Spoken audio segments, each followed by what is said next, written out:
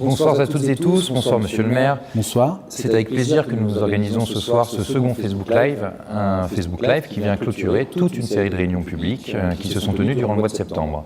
Le principe est très simple, vous posez vos questions directement sur notre page Facebook ou via l'adresse mail que l'on vous a communiquée et Monsieur le maire y répondra. Je vais d'abord commencer par une petite question d'introduction. Monsieur le maire, pourquoi un tel exercice d'échange avec les Clermontois ? D'abord, c'est un engagement de campagne. On avait dit qu'on continuerait chaque année à venir présenter aux Clermontois notre bilan, avoir votre sentiment, pouvoir corriger le tir, améliorer les choses, parce qu'on ne peut plus gérer une ville de façon verticale et autoritaire. Et puis Facebook Live, parce que c'est aujourd'hui les nouveaux moyens de communication, permet de toucher aussi des tranches d'âge qui ne sont pas obligatoirement engagées dans ces réunions publiques, mais qui ont aussi envie de poser leurs questions et d'avoir leurs réponses. Merci Monsieur le maire. Nous allons maintenant passer aux questions des Clermontois et Clermontoises, qui sont déjà d'ailleurs très nombreuses. Je précise d'ailleurs qu'à la fin de l'heure impartie, les questions auxquelles nous n'aurons pas pu répondre seront toutes traitées et que chaque internaute recevra par la suite une réponse de la part de la ville. Et nous allons commencer par une question de David qui nous a contacté par mail et qui nous dit que la ligne B est de plus en plus saturée aux heures de pointe. Est-il possible d'augmenter le nombre de bus sur cette ligne ? Une des façons de pouvoir l'augmenter, c'est justement ce grand projet de ligne en site propre, c'est-à-dire sortie des voies de circulation qui vont permettre de cadencer autrement les bus. Et notamment, ce que nous envisageons, c'est un bus toutes les 2 minutes 30, qui est permis dans le cadre de cette nouvelle restructuration. En réalité, pas avant 2024, mais c'est en tout cas ce que nous essayons de faire pour améliorer le service public de mobilité. Autre question, Julien qui nous pose une question sur Facebook. Monsieur le maire, je souhaiterais connaître votre ressenti par rapport à l'envahissement du square Blaise Pascal, donc en dessous de la Poterne. On ne peut pas se promener avec nos enfants. C'est une question de sécurité, mais aussi de salubrité publique. Que comptez-vous faire ? Je connais bien ce sujet et le square Blaise Pascal n'est pas le seul lieu où il y a aujourd'hui des groupes qui s'attroupent et qui rendent la vie difficile. Malheureusement, souvent, ils ne créent pas, ils ne relèvent pas ni des délits ni des crimes. Et donc, il est très difficile d'empêcher cela. Quand ils sont dans des activités illégales, notamment le trafic de drogue, évidemment, c'est à la police nationale, c'est son rôle, et à la justice d'intervenir. Le travail que nous faisons aujourd'hui, nous, en partenariat entre la police nationale et la police municipale, c'est de passer le plus régulièrement possible et d'essayer d'empêcher ces attroupements. Mais malheureusement, ils sont, je sais, très présents, notamment au square, et souvent très agaçants et quelquefois angoissants pour les populations. Nous passons maintenant à une question de Nedjet, toujours sur Facebook. Monsieur le maire, nous venons de recevoir la taxe foncière, celle-ci a augmenté. Monsieur le maire nous avait expliqué qu'il n'y aurait plus d'augmentation des impôts jusqu'à la fin des mandats, et ce donc une fake news. Non, ce n'est pas une fake news, ou plus exactement, ce qu'il faut comprendre, vos impôts, un peu de didactique, ils augmentent de 2 façons, par le taux et par la base. Le taux est fixé par la ville. La ville, depuis 4 ans, depuis le vote des 9 points d'impôt augmentés, n'a pas augmenté les impôts. Et donc, cela fait 3 ans que nous votons 0 d'augmentation d'impôts. Mais vos impôts, ils augmentent aussi par la base. Et cette base, elle est votée par le Parlement dans le cadre de la loi de finances. C'est donc les parlementaires qui ont augmenté vos impôts. La ville est restée conforme à notre engagement, 0 augmentation d'impôts. Une question maintenant environnement, une question de Sofiane qui nous contacte par mail. Monsieur le maire, que faites-vous pour la nature en ville ? On fait beaucoup de choses. On a un grand schéma de développement durable. On a mis en place, par exemple, un espace naturel sensible sur les côtes de Clermont. On travaille à mettre plus d'arbres. On a construit et on a inauguré, ne serait-ce que ces derniers mois, 2 nouveaux parcs. L'un à la Gautière, le parc de l'Écluse, l'un autre à Champratel, le Rosa Park. Donc nous essayons de mettre plus de nature. Nous essayons aussi de défendre la biodiversité.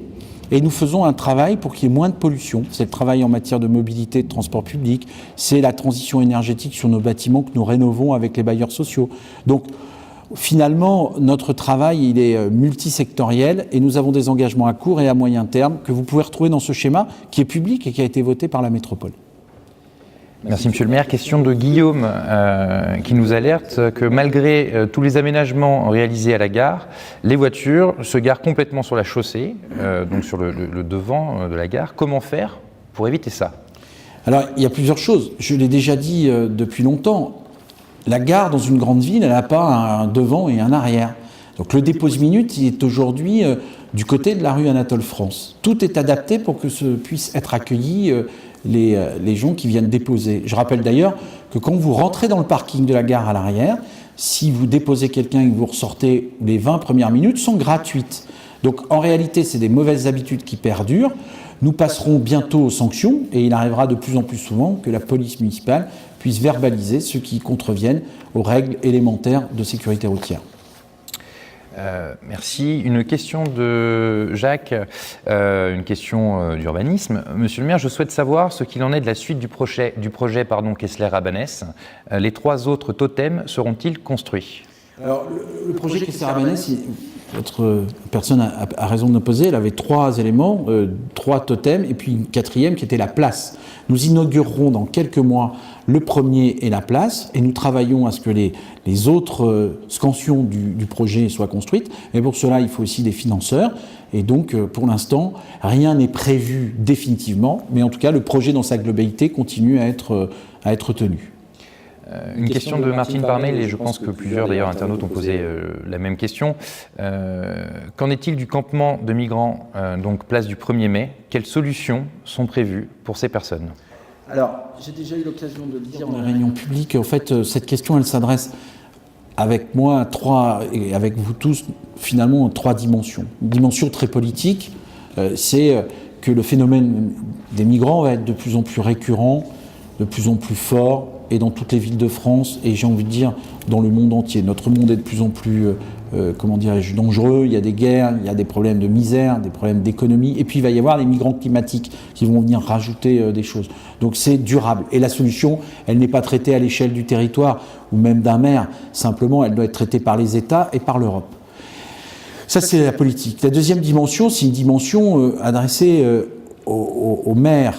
Le maire rappelle que les compétences sont essentiellement, pour ce qui concerne l'accueil de ces personnes, dues à l'État. Et j'attends donc de l'État qu'il prenne ses responsabilités et qu'il traite ces populations qui sont aujourd'hui en attente, soit de titre de séjour, soit qui ont été déboutées et qui ont, dans notre état de droit, fait toute la trajectoire juridique possible et qui doivent donc être reconduites à la frontière.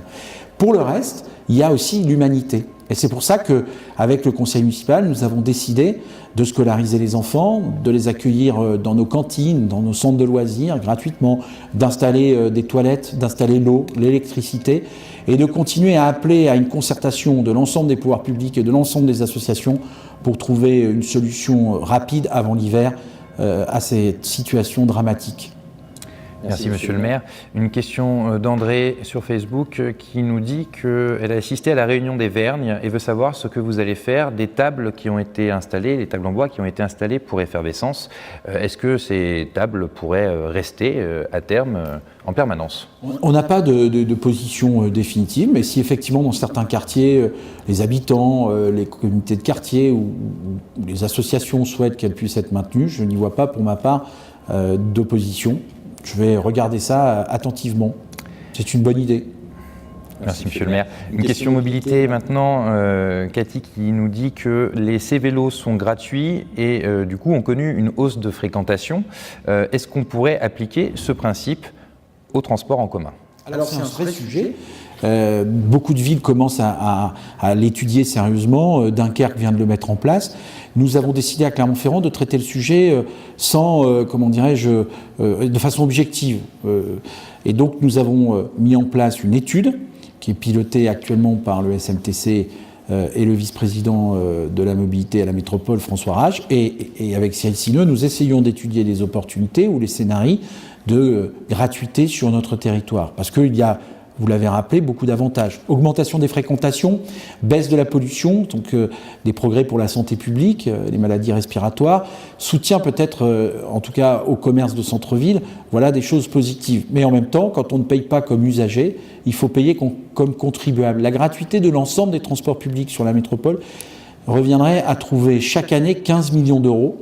Et donc, plutôt qu'une gratuité générale, ce que nous essayons de réfléchir, c'est des expérimentations, un peu à l'image de ces vélos, qui pourraient être utiles, peut-être les week-ends, peut-être certains horaires de la semaine, peut-être à l'occasion de certaines manifestations. En tout cas, réponse dans quelques mois, quand les élus de la métropole et du SMTC auront eu le rendu de l'étude et qu'ils se seront prononcés sur les possibilités de mettre en place ces gratuités ou cette gratuité. Alors, une question du coup on reste dans le thème du cyclable. Une question de Sophie qui nous dit que le nombre de pistes cyclables est insuffisant à Clermont-Ferrand et elle hésite même en fait à prendre son vélo pour se déplacer, par notamment insécurité. Que comptez-vous faire pour améliorer la situation ? Sophie, vous avez raison, il n'y a pas assez de pistes cyclables. Mais le retard de ces 15 dernières années ne pourra pas se rattraper en quelques mois. C'est pourquoi nous avons mis en place un schéma des pistes cyclables. Ce schéma des pistes cyclables, il a un intérêt, c'est de définir le rythme pour construire petit à petit des pistes. D'abord des grandes voies qui vont être structurantes, un peu comme des voies de tramway, et puis ensuite des voies secondaires, et puis enfin des rues moins importantes. Nous romprons donc avec ce que nous faisions jusqu'à présent, c'est-à-dire installer des pistes cyclables à chaque fois que nous fabriquons ou que nous réparons des rues, 250 000 € par an. Et là, nous évoquons la possibilité de faire 2 millions d'euros par an pour arriver à l'aune de 10 ans d'avoir construit 368 km de pistes cyclables sur l'ensemble des 21 communes de la métropole. Alors, merci Monsieur le maire. Une question donc d'Isabelle sur Facebook qui recoupe d'ailleurs plusieurs questions ayant pour thème la sécurité. Je ne suis pas de Clermont, mais je vais parler pour les étudiantes qui se font importuner entre la gare et la fac. Il serait bien de pouvoir rentrer chez soi après la fac en paix. Oui. Et une partie de ces situations, d'abord, ne sont pas propres à Clermont-Ferrand, mais ça ne les excuse pas. Elles sont insupportables.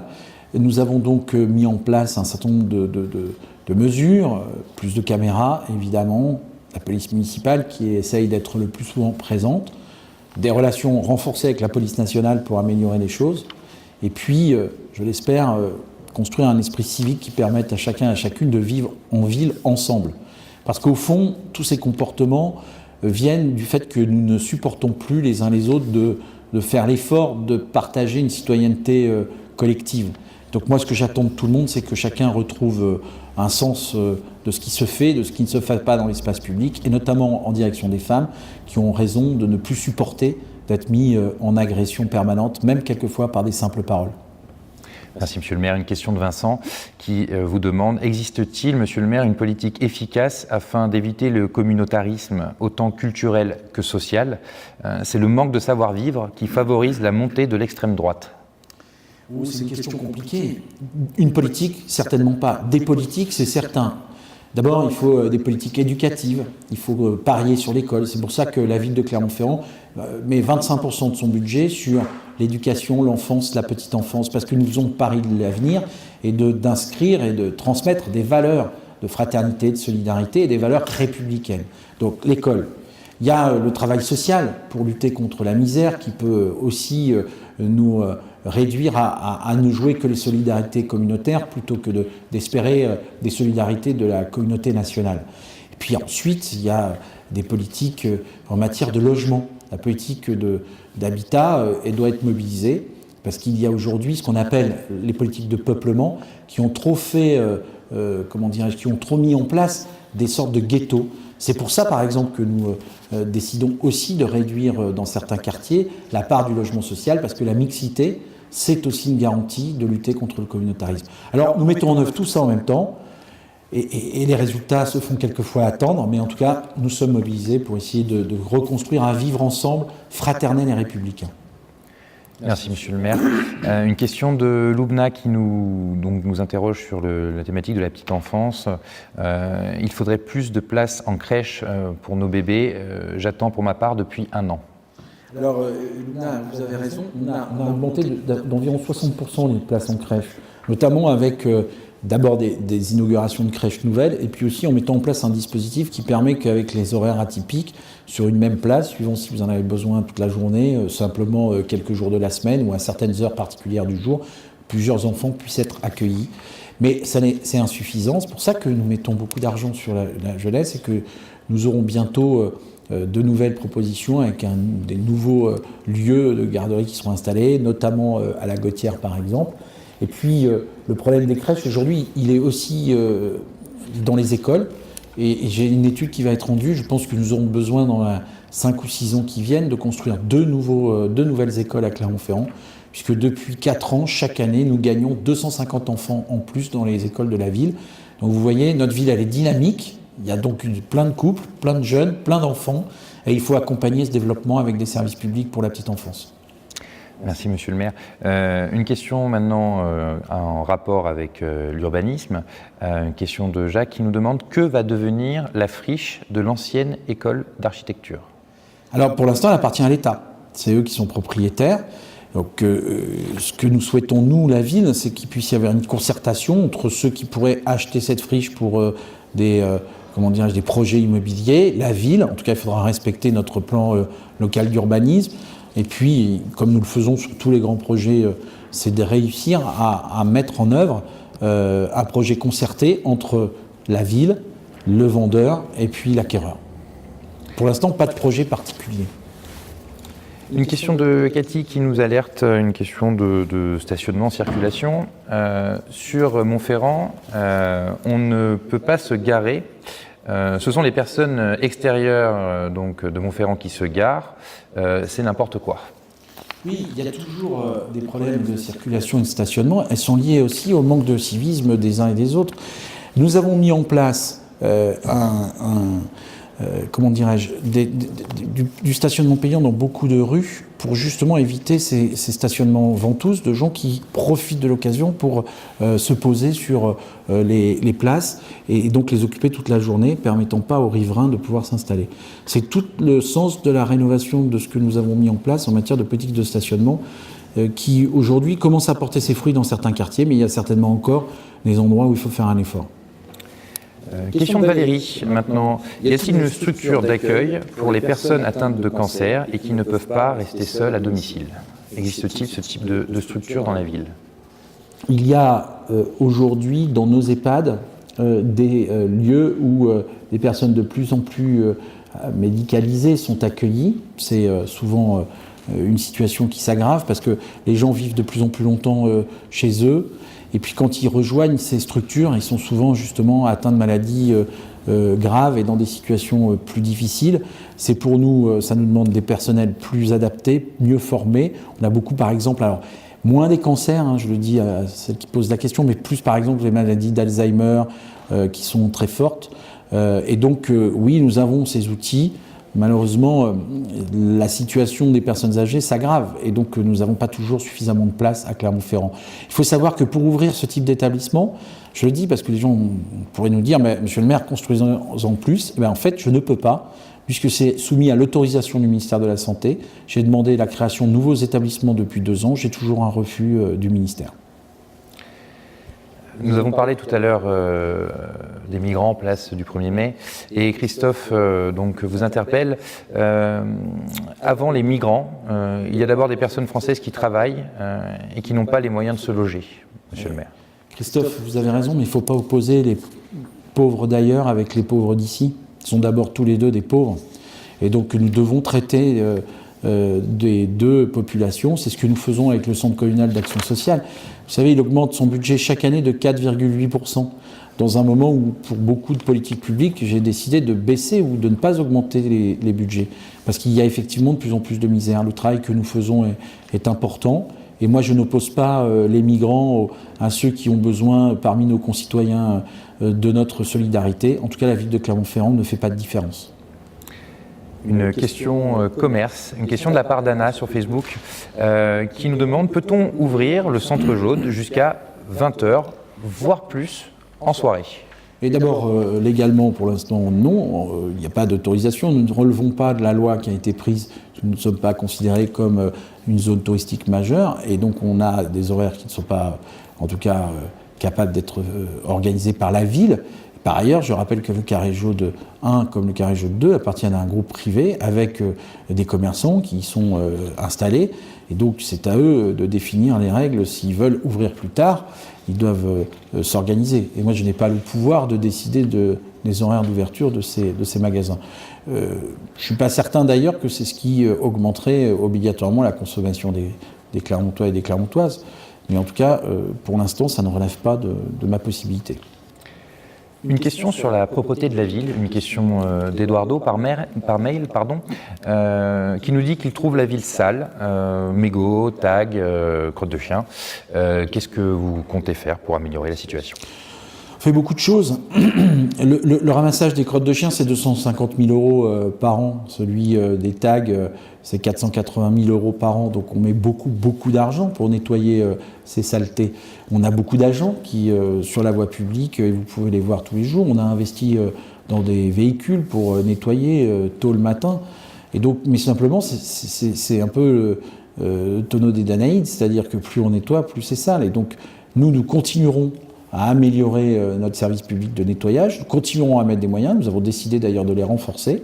Mais je ne peux qu'appeler chacun et chacune d'entre nous à ne pas salir et à se prendre en main. Aujourd'hui, j'ai installé avec les équipes de la ville des cendriers sur toutes les poubelles. Jetez vos mégots dans ces cendriers et plus par terre. Aujourd'hui, nous vous invitons à ramasser les déjections de canins et de vos chiens, donc les déjections canines. Donc, chacun peut contribuer à la propreté de la ville en changeant son comportement. Évidemment, nous faisons nos fonctions et notre rôle, mais vous pouvez nous aider à le réussir. Une question, on repart sur le transport avec une question courte mais directe. Monsieur le maire, pour quand la prochaine ligne de tram ? Il n'y aura pas de prochaine ligne de tram, je l'ai déjà annoncé. D'abord parce qu'elle est extrêmement coûteuse. Pour faire environ 6 ou 7 km de tramway, il faudrait compter sur un budget de 140 millions d'euros. Pour faire une ligne équivalente, pour un bus électrique, il faut compter 70 millions d'euros.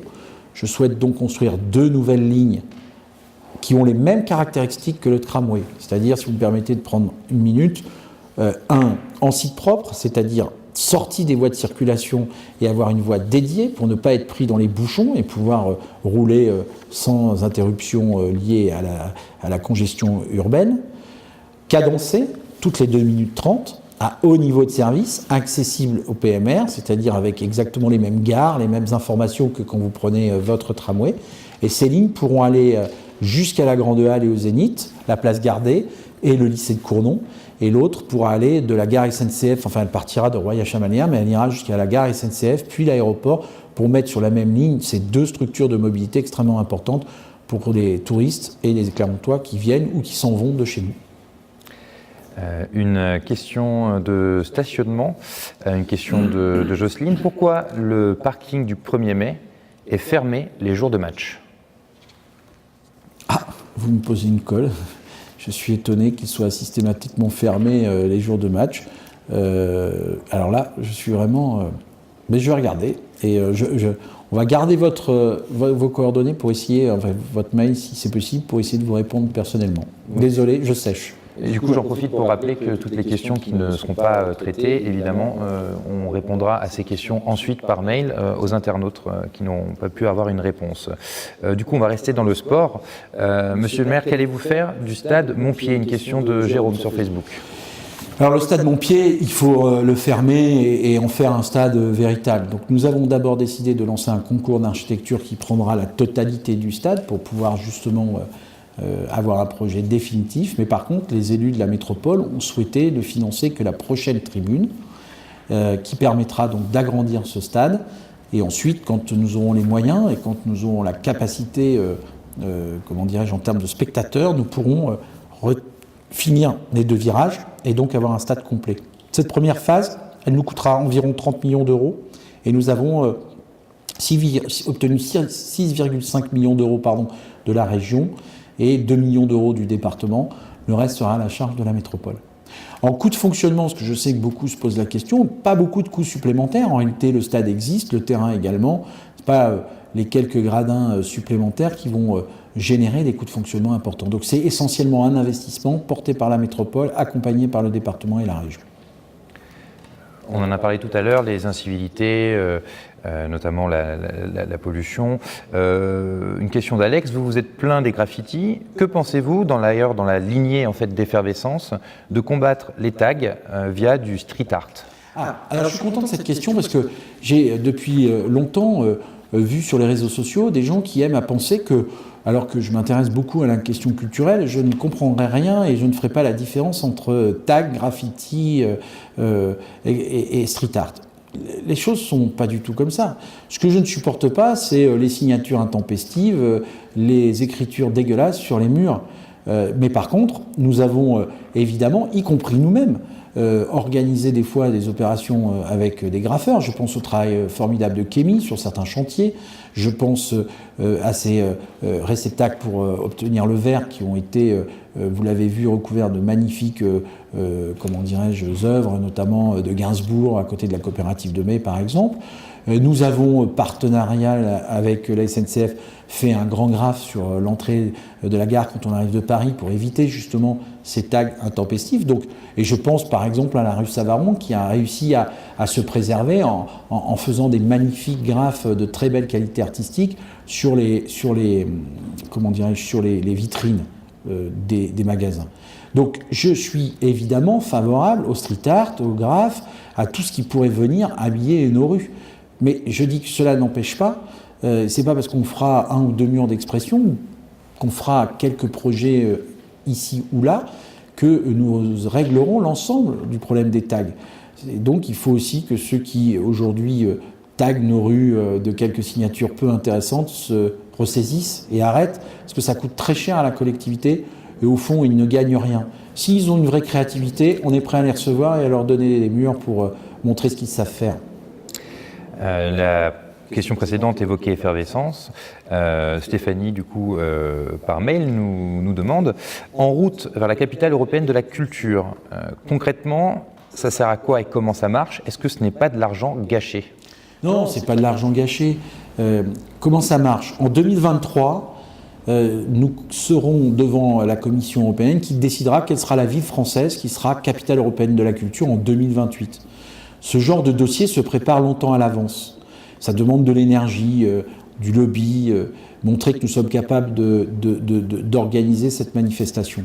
Si nous le faisons, quand nous voyons comment ça a accompagné la transformation de Lille ou de Marseille, c'est aussi pour donner un coup d'accélérateur à la mutation urbaine métropolitaine de Clermont-Ferrand. C'est pour amener avec nous l'ensemble des acteurs associatifs, artistiques, des citoyens, du monde économique vers un grand dessein partagé qui va créer de l'enthousiasme. Voilà, c'est ça l'enjeu. Et nous pouvons croire à nos chances parce que quand on veut quelque chose et quand on se mobilise tous ensemble, on y arrive.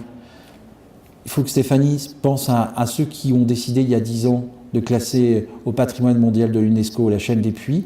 On pouvait penser cette aventure aussi folle. Ils y sont arrivés. Ce n'est pas de l'argent gâché, ça aidera au développement touristique de notre territoire.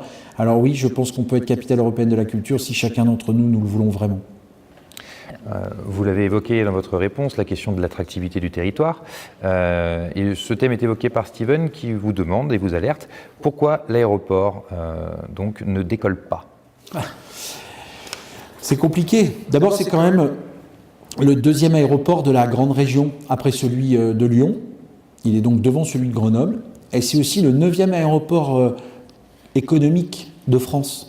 Notamment parce que la Banque de France expatrie à partir de cet aéroport énormément de billets fabriqués chez nous pour l'Afrique francophone. Donc, décolle pas, c'est pas tout à fait vrai.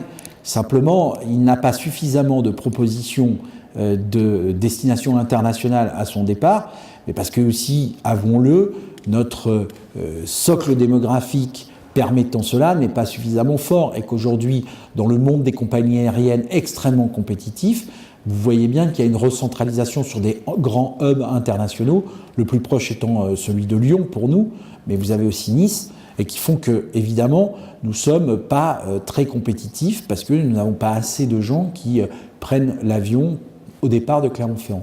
Donc ce qu'il faut, c'est continuer à développer. Enfin, le sujet, c'est un peu le même pour le train. Ce n'est pas d'attendre que des outils comme l'aéroport ou la SNCF viennent installer des équipements extrêmement mirifiques pour nous. C'est de créer les conditions de notre développement économique, d'avoir plus d'emplois, plus d'entreprises, plus de richesses, qui justifiera pour ces structures. Alors vous voyez, il y a un avion qui passe au-dessus, ça fait un peu de bruit, j'espère que vous l'entendez, comme quoi il y a bien quand même quelques avions qui décollent pas, mais au moins qui atterrissent sur l'aéroport de Clermont. En tout cas, ce qu'il faut, c'est que nous créons ces dynamiques. Et par exemple, en prenant la décision de faire que la ligne B passe à la fois par la gare SNCF et par l'aéroport, pour ce qui relève de mes compétences, nous venons de prendre une décision qui peut aider et accompagner au développement de l'aéroport. On va rester dans le thème donc des transports. Une question de Lémia sur Facebook. Quelle avancée pour réduire les temps de trajet entre Clermont et Paris ? Alors, la SNCF vient d'annoncer un plan de 650 millions d'euros sur la ligne Paris-Clermont pour justement réduire le temps. En réalité, pour être franc avec vous, la France, depuis 20 ans, a privilégié le développement des lignes à grande vitesse, LGV, TGV, et a déserté un peu l'entretien de nos lignes dites intercités, ce qu'on a appelé les lignes avec des corails, dans lesquelles est Paris-Clermont-Ferrand. Le peu d'investissement qui a été fait depuis des années a fait que, évidemment, et vous avez pu le voir dans des reportages, le temps s'est aggravé et souvent les retards se sont accumulés sur des lignes comme les nôtres.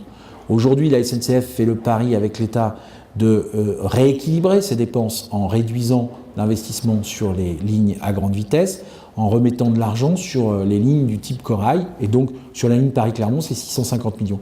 De là à dire que cela va accélérer ou réduire le temps sur notre parcours, c'est un peu illusoire parce que le retard est tel qu'il faudrait beaucoup plus d'argent, et pour l'instant, l'État n'a pas encore annoncé s'il en mettrait plus sur cette ligne. J'attends par ailleurs la décision dans l'année de la part du ministère de mettre des nouveaux véhicules plus efficaces, plus modernes, qui seront destinés à notre ligne et qui nous permettraient justement de réduire les temps de parcours. La question précédente parlait de vitesse. La suivante aussi, une question de Julien sur Facebook. Monsieur le maire, à quand la fibre optique sur tout le territoire ? Et là encore, ce sont des décisions qui sont partenariales, contractuelles, sur lesquelles la métropole, en l'occurrence, c'est elle qui est compétente, n'est pas le seul acteur. Nous avons une convention avec Orange.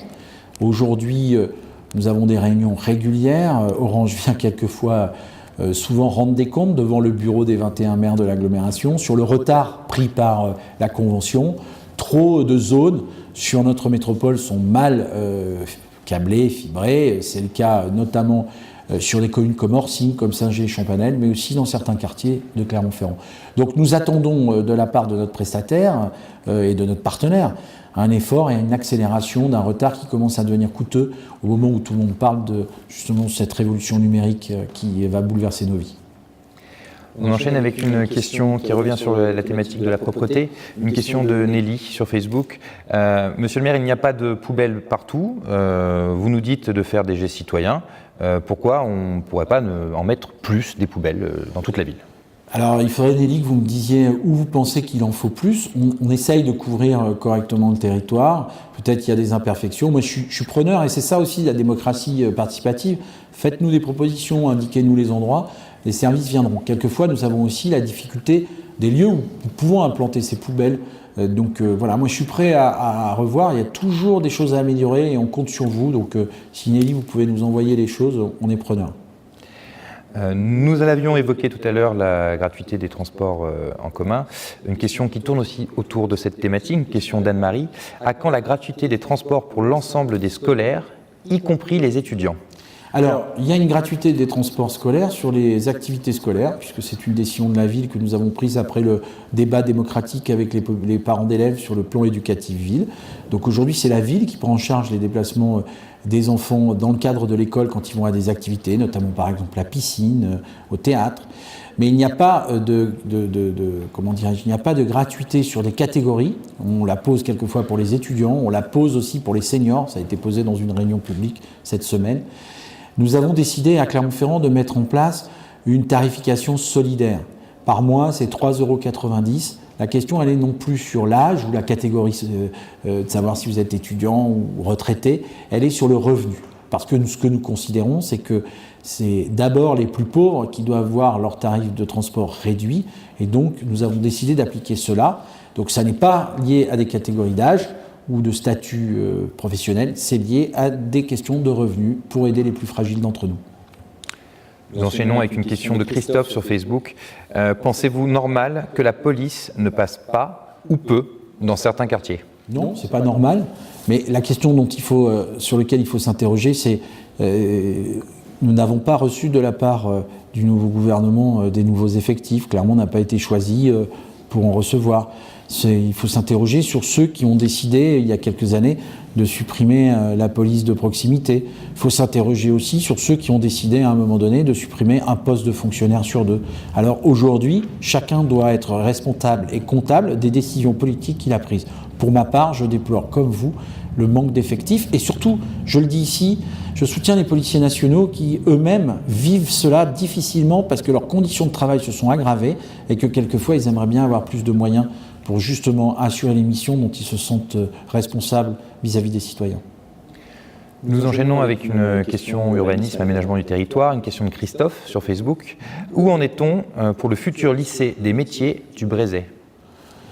Alors là, je connais le futur lycée Saint-Jean, qui est dans le cadre de la région. Je vous rappelle que les lycées sont de compétence régionale.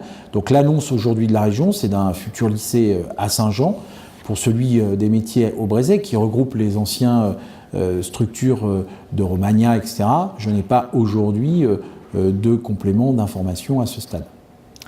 Une question de Benoît. À quand des contrôles radars la nuit avenue Michelin ? On se croirait sur un circuit. Je pense qu'on a perdu les radars embarqués.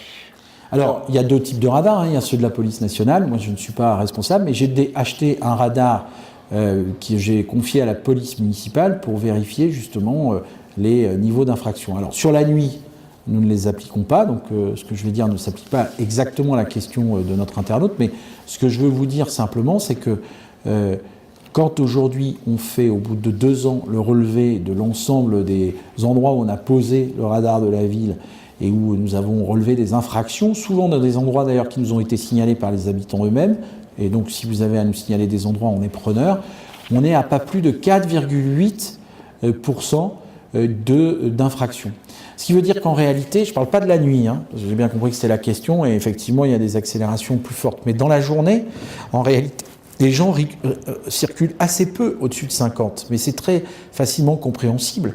C'est qu'entre les intersections, les stops, les feux rouges, les circulations, souvent c'est difficile de monter plus haut. Et du coup, c'est notre perception. Parce que la réalité, c'est que les piétons, eux, ils vivent ça comme agressif ou comme trop rapide. Donc nous avons dans nos villes des perceptions où la vitesse nous semble être trop forte, alors qu'elle est tout à fait conforme aux 50 km/h légal. Et ça pose donc une autre question, que je mets qu'en débat, je ne fais pas d'annonce ici, c'est que peut-être faut-il réduire aussi dans nos villes, et dans beaucoup de portions de nos villes, la limitation de vitesse, et peut-être passer à 30 km/h. En tout cas, j'ai bien peur que ce soit le sens de l'histoire. Toujours une question autour de la voiture. Une question d'Arnaud. Un coup de pouce pour l'accès au centre-ville est-il envisageable ? Le stationnement payant, ce n'est pas très incitatif. Arnaud, on a mis en place le quart d'heure des premières minutes gratuites. Vous pouvez en profiter. Donc je vous rappelle de ce dispositif. Donc il y a des incitations et des incitations à la gratuité qui accompagnent. À chaque fois que vous prenez un moment, vous avez des minutes gratuites. Vous mettez 1 euro, vous n'en avez pas pour 1 euro de stationnement, vous en avez pour plus. Donc il y a déjà ces formes d'incitation. Je crois que ça manque de communication, on va en reparler. On va rester dans la thématique de la circulation. Une question de Thierry. À quand des passages piétons matérialisés, place de Jaude ? La place de Jaude, c'est un endroit où on n'est pas en fait dans et ça regroupe les questions de circulation de tout à l'heure, on est sur ce qu'on appelle des zones de partage. Les zones de partage, ce sont des zones à 20 km/h. Et donc du coup, ce ne sont pas en fait des voies dédiées à la voiture. Et donc il n'y a pas sur ces voies de signalétique du type passage piéton, parce que justement, en fait, c'est le piéton qui est prioritaire et les voitures qui ne sont que tolérées. Alors je sais que c'est compliqué par rapport à notre culture de l'automobile, mais ces rues, il va y en avoir de plus en plus à Clermont-Ferrand. Vous en aurez sur le futur Hôtel Dieu, ce sont tous des zones de partage à 20 km/h. Vous en aurez devant les Carmes, du côté de l'usine Michelin. Donc nous allons, le siège social de Michelin, pardon. Donc vous aurez de plus en plus ces zones, et en fait, Ce que nous mettons en œuvre, c'est des choses qui se passent partout dans les grandes villes aujourd'hui, c'est des endroits où c'est le piéton qui est prioritaire et où il n'y a donc pas, c'est paradoxal, mais de signalétique, parce que justement, les voitures ne seraient, avec ces signalétiques, finalement incitées à rouler plus vite quand il n'y a pas de piétons. Là, elles doivent être tout le temps vigilantes, parce que c'est elles qui sont tolérées sur l'espace public. Une question un peu plus personnelle maintenant de la part de Yannick. Êtes-vous candidat à votre propre succession? Que craignez-vous de l'opposition? Yannick, je l'ai dit, oui, je serai candidat à ma succession. Je l'ai dit, en fait, d'abord, j'avais dit que je ferais une décennie parce que j'avais le sentiment que pour changer la ville, il fallait au moins ce délai. Et donc, j'ai l'impression, après ce premier mandat, qu'il y a un certain nombre de dossiers qui doivent être menés à terme et j'ai envie de les terminer. Moi, je crains rien au sens où je pense que chacun doit mener le débat démocratique et que les électeurs choisiront. Et je fais confiance aux électeurs, quels qu'ils soient d'ailleurs, pour exprimer dans leur vote à la fois finalement des choix clairs sur les orientations, les valeurs qui sont les leurs, et surtout sur celui ou celle qui leur paraît le plus à même de défendre la ville de demain qu'ils ont envie, dans laquelle ils ont envie de vivre. Donc, débat démocratique et confiance dans les électeurs, je ne crains rien. Question de Steven maintenant, qui nous dit qu'il attend toujours l'appel d'offres de l'ARS pour l'EHPAD du Clos des Vignes. Où en est-on? Il a raison. C'est ce que je disais tout à l'heure. Il faut une autorisation. Je n'ai aujourd'hui pas d'autorisation. Donc sur le Clos des Vignes, vous avez la résidence intergénérationnelle qui, elle, va être construite. Les travaux vont commencer. Le terrain, lui, pour l'EHPAD est toujours sanctuarisé, c'est-à-dire conservé par la ville. Et pour l'instant, je n'ai pas d'autorisation de la part de l'ARS, mais nous sommes toujours en discussion et peut-être que dans quelques mois, j'aurai des nouvelles intéressantes à annoncer. Une question propreté et services publics, une question de la part de Patrice. À quand davantage d'employés de voirie sur Saint-Jacques, sur le quartier de Saint-Jacques? On les voit peu.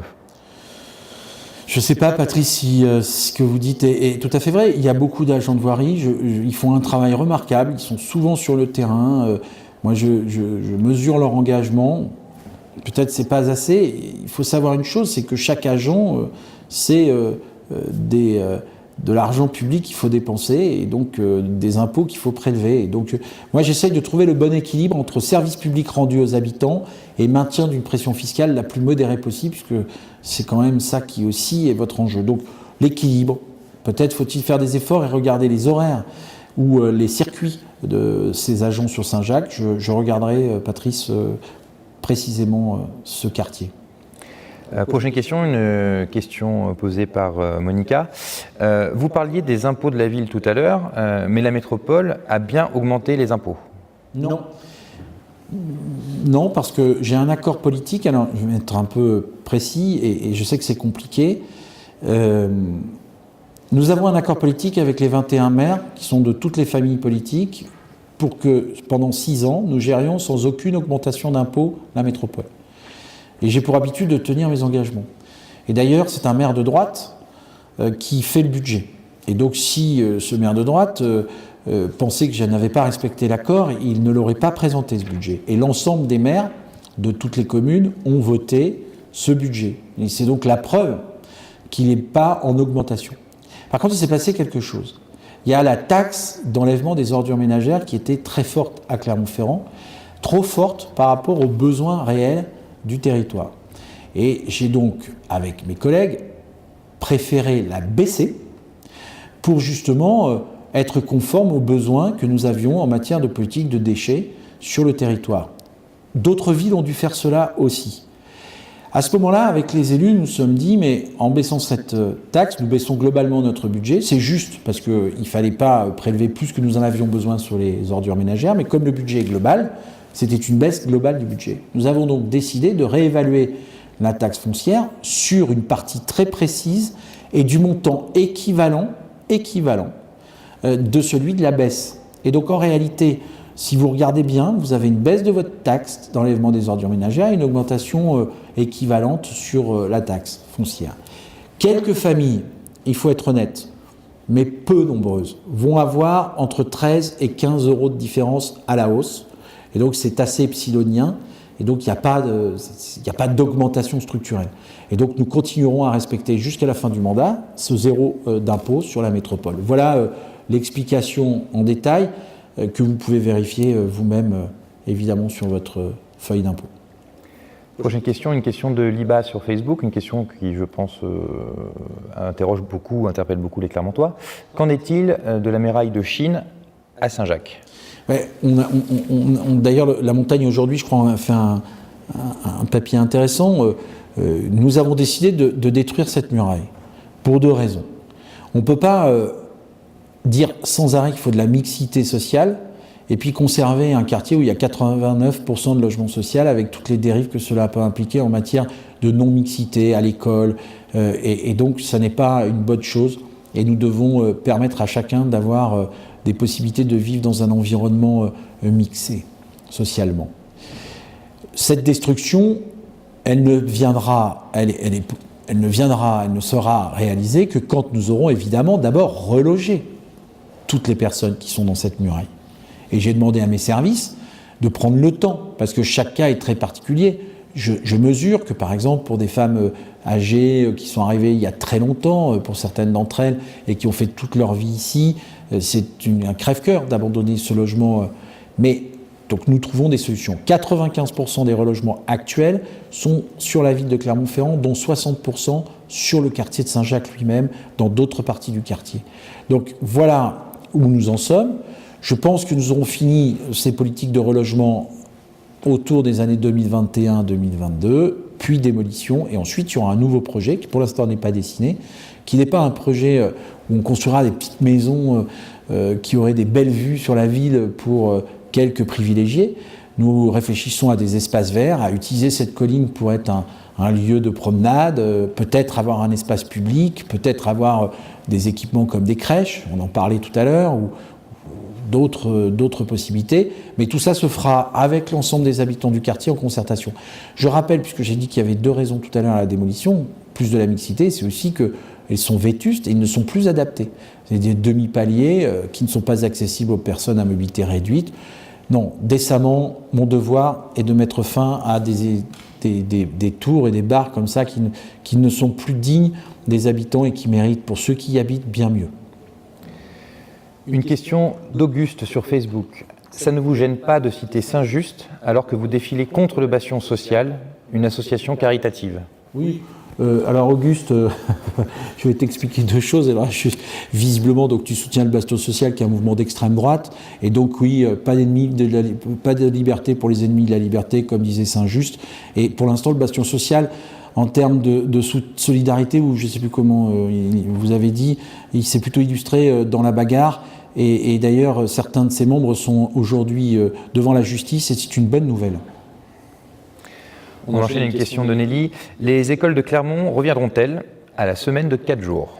Non, je n'ai pas souhaité qu'on nous revenions à la semaine des 4 jours, pour une raison très simple, c'est qu'aujourd'hui, je considère, avec les collègues de la municipalité, et après avoir interrogé l'ensemble des acteurs de la communauté, alors les syndicats enseignants, les représentants des parents d'élèves, que ce qui est le mieux pour les enfants, c'est de maintenir au moins pendant plusieurs années un même système pour qu'on puisse l'évaluer et pas en changer sans arrêt. Je sais que beaucoup d'enseignants étaient plutôt réticents, mais les parents d'élèves étaient très massivement favorables au maintien des 4 jours et demi. Et puis, soyons sérieux. La semaine des 4 jours, ça veut dire quoi ? On m'a expliqué que c'était mieux pour les enfants, mais les parents travaillent toujours. Donc le mercredi, les enfants se lèvent, ils ne dorment pas chez eux tout seuls. Et quand ils se lèvent, qu'est-ce qu'ils font ? Ils regardent la télévision. Moi, j'ai eu un fils, il est aujourd'hui au collège, donc je connais très bien la situation. Et donc, c'est complètement faux de dire que la semaine des 4 jours, c'est la possibilité pour les enfants de respecter leur rythme biologique. C'est pas vrai. Et les parents travaillant les forcent à se lever, les amènent chez les grands-parents, pour ceux qui ont des solutions familiales, dans des lieux de garderie ou dans des clubs de sport. Donc ce n'est pas la solution. Nous préférons notre système avec des accompagnements très importants et tout un travail et scolaire d'activité dont je crois l'ensemble des familles aujourd'hui se réjouissent sur Clermont-Ferrand. Nous allons rester dans le thème de l'enfance, avec une question d'Hélène. Pourriez-vous donner de vraies solutions pour nos enfants handicapés qui sont sans structure ? 2 ans d'attente en IME et 0 solution. Que comptez-vous mettre en place pour aider les mamans ?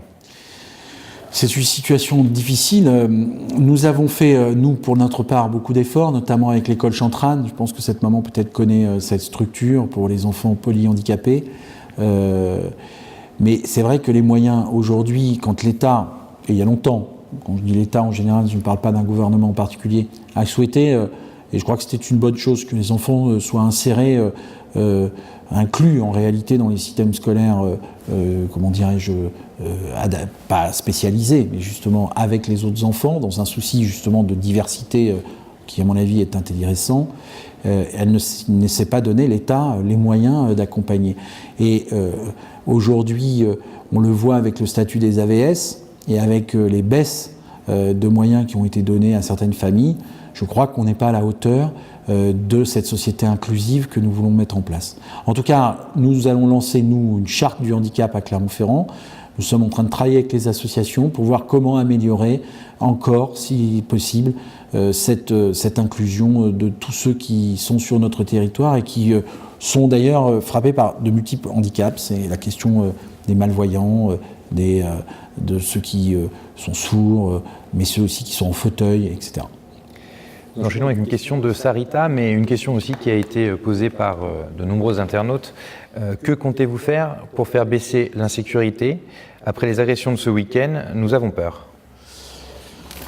C'est une politique compliquée et complexe avec beaucoup de choses. Ce que nous faisons, c'est d'une part mieux travailler encore et toujours avec la police nationale, la police municipale, la justice, le directeur départemental de la sécurité publique, le préfet et le maire, pour justement mettre en synergie nos forces. Moi, par exemple, il y a 2 ans, pour être très concret, parce que pas que ce soit que des mots, nous avons découvert, ou en tout cas nous sommes rendus compte que nos systèmes radio entre la police nationale et la police municipale n'étaient pas compatibles.